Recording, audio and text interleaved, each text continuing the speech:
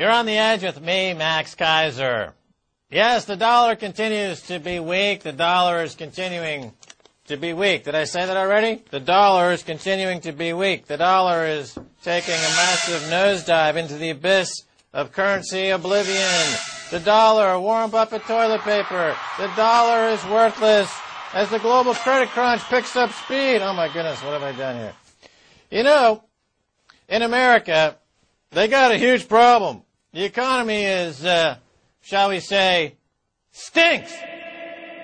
So, of course, what they got to do, as they've done in the past, is they invade other countries and they create a lot of mayhem. Here's an interesting video from CNBC with a guy on there talking about, well, listen to this. It's very interesting. Let's take a quick listen. Can you tell us where the next trouble spot is going to, where the cracks are starting to emerge? Make just an outlandish prediction? Well, I'll make I'll make it a non-outlandish, hopefully non-irresponsible prediction. There's something going on that's bigger than any of these things, which is the countdown to the Israeli attack on Iran has now begun. Now, I would put that, March.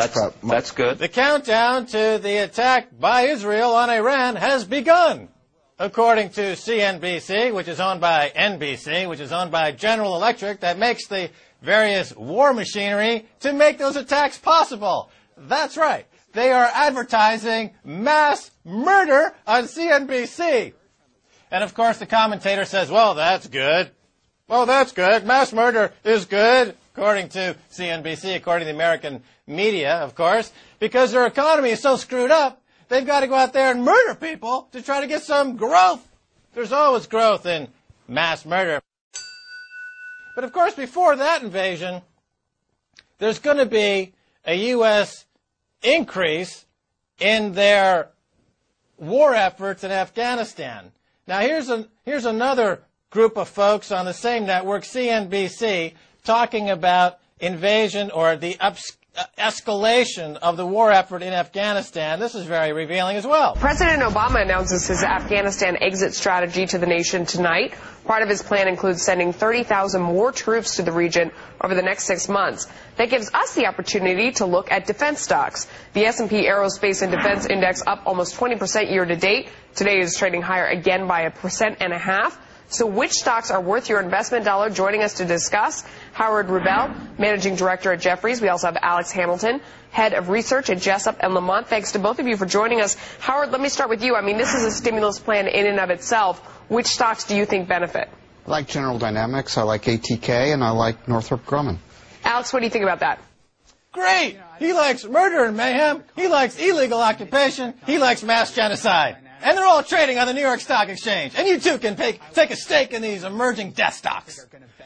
Well, that's what they call America, the Caligula capitalist.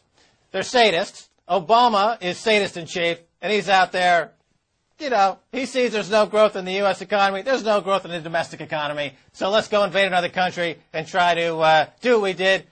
Let's take a look at the ghost of previous years. Here's a quick chart of Halliburton. If you remember, before shock and awe, Halliburton's stock, which was the invasion of Iraq, was in the doldrums, trading around $10 a share. Thanks to the Bush administration, the stock went up to 50. So the Halliburton war industry went up 500% on this stock. And we're looking for that kind of action now with the increased, illegal, completely ridiculous Afghani and then perhaps the Iran invasion, simply because America is too lazy to get real jobs.